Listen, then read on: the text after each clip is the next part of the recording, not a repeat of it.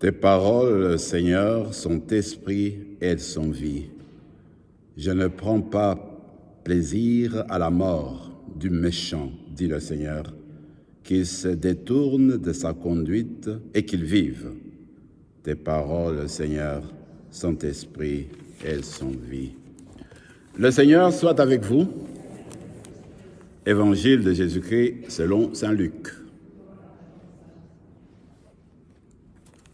En ce temps-là, Jésus sortit et remarqua un publicain, c'est-à-dire un collecteur d'impôts, du nom de Lévi, assis au bureau des impôts. Il lui dit, « Suis-moi. » Abandonnant tout, l'homme se leva et le suivait. Lévi donna pour Jésus une grande réception dans sa maison. Il y avait là une foule nombreuse de publicains et d'autres gens attablés avec eux. Les pharisiens et les scribes, de leur parti, récriminaient en disant à ses disciples, « Pourquoi mangez-vous et buvez-vous avec les publicains et les pécheurs? » Jésus leur répondit, « Ce ne sont pas les gens en bonne santé qui ont besoin du médecin, mais les malades. Je ne suis pas venu appeler les justes, mais les pécheurs, pour qu'ils se convertissent. » Acclamons la parole de Dieu.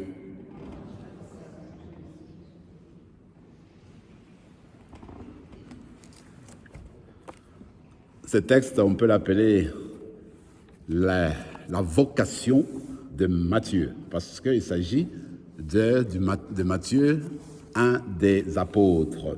Ce qui est frappant, à mon avis, c'est de voir que Jésus est parti chercher, on peut dire, un pécheur public, que tout le monde savait qu'il était collecteur d'impôts, parce que le collecteur d'impôts était compris, saisi comme des gens qui ont trahi le pays.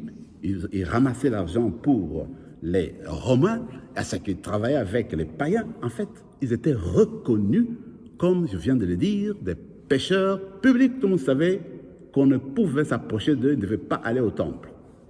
Voilà que notre Seigneur, il regarde son regard, il lance son regard sur Lévi, on va l'appeler un peu Matthieu, il dit « Suis-moi ».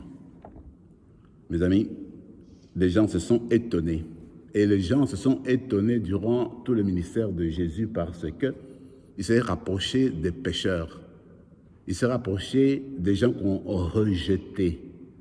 Et aujourd'hui, il nous donne un enseignement solide. Il dit, mais finalement, lui, il était venu pour les pécheurs, les personnes qui ont besoin de repentir. Alors, il donne un bel exemple. Oui, mais quand on va voir le docteur, c'est quand on est malade. Quand on est en bonne santé, on ne va pas voir le médecin du tout. Alors, comme pour dire, eh bien, vous et moi, nous sommes malades. C'est parce que nous sommes malades que nous avons besoin d'aller vers notre médecin Jésus pour lui demander le changement de cœur, pour qu'il nous guérisse de nos péchés, mais en fait de nos maladies spirituelles.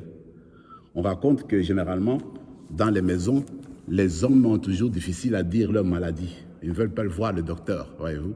On peut même étendre cela dans la vie spirituelle, c'est que ça peut arriver que nous refusons de voir nos péchés, nous refusons de voir nos maladies. Nous ne voulons pas reconnaître que nous avons besoin de remèdes pour avoir la santé. Alors, il faudrait demander, vous et moi, cette grâce d'avoir à reconnaître qu'on est pécheur. Moi, je me dis toujours, pour quelqu'un qui va se confesser, qui va s'agenouiller devant le Seigneur, c'est une grâce. Le fait d'être en mesure de sentir le besoin de demander le pardon, c'est reconnaître en fait malade, reconnaître qu'on a la maladie et qu'on a besoin d'être, n'est-ce pas, guérir. On a besoin d'être accueilli par le médecin et puis qu'il nous donne les médicaments le remède dont on a besoin. Parlant de cette expérience-là, j'aime beaucoup l'exemple que donne, disons l'expérience que nous propose le pape François. Je pense que vous savez qu'en fait, ce texte-ci lui parle beaucoup. Lui raconte que quand il avait eu 17 ans, ce jour-là, il est parti à la messe dans son pays, dans sa ville. Eh bien, il a écouté ce message quand il avait 17 ans, en 1953. Il a entendu ce message, quelque chose a changé en lui. Il a saisi, comme si Dieu lui parlait, il disait, écoutez, il faut te changer, il faudrait que tu reçoives la miséricorde de Dieu, que tu reçoives la présence de Dieu qui puisse te changer, te transformer. Le pape dit qu'à partir de ce jour-là, eh bien, il a compris davantage le rôle du Christ dans sa vie. C'est à partir de ce moment-là qu'il a commencé aussi à creuser pour avoir sa vocation et devenir un prêtre jésuite. Il donne toujours ces exemples-là. Alors il dit, en fait, il avait reçu la miséricorde de Dieu comme une grâce de Dieu. Donc c'est une grâce en fait qu'il a reçu, un don de Dieu. Alors nous, vous et moi, on va faire la même chose en écoutant ce message. Rappelons-nous que Dieu veut donner à chacune d'entre nous. Il veut en fait nous inviter à nous plonger dans sa miséricorde. C'est encore lui, le pape, qui rappelait, dit, écoutez, le vrai nom de Dieu, comme je le disais la fois passée, le vrai nom de Dieu, c'est quoi? Le vrai nom de Dieu, c'est la miséricorde. Dieu ne veut que pardonner, il ne veut que nous changer, il veut que nous prendre, pas nous écraser, mais en reconnaissant que nous sommes des pécheurs, eh bien, il veut nous relever. C'est ça la miséricorde. Tu as été sur une situation difficile, mais quand Dieu te reçoit, c'est en mesure, il te nettoie d'abord, il te purifie, en même temps, il te relève. Il te vient, tu montes davantage. Il faut que tu avances dans la vie. Alors, dans la prière d'aujourd'hui, ne faisons pas comme les pharisiens, comme les scribes. Ça peut être possible, que quand on regarde autour de nous, on dit, mais comment ces gens-là viennent à la messe? Et parfois nous jugeons des gens, mais comment ça se fait, ils sont partis à la communion?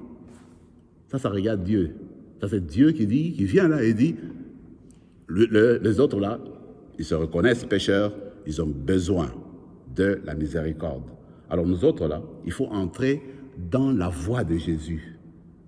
Comment il accueille les pécheurs et comment il les change, il les transforme, comme il a fait dans ce cas-ci avec Matthieu. Alors continuons notre célébration, demandons la grâce d'être des personnes qui accueillent la miséricorde de Dieu et en même temps des personnes qui sont là pour partager cette miséricorde, cette même miséricorde que nous recevons de Dieu. Amen.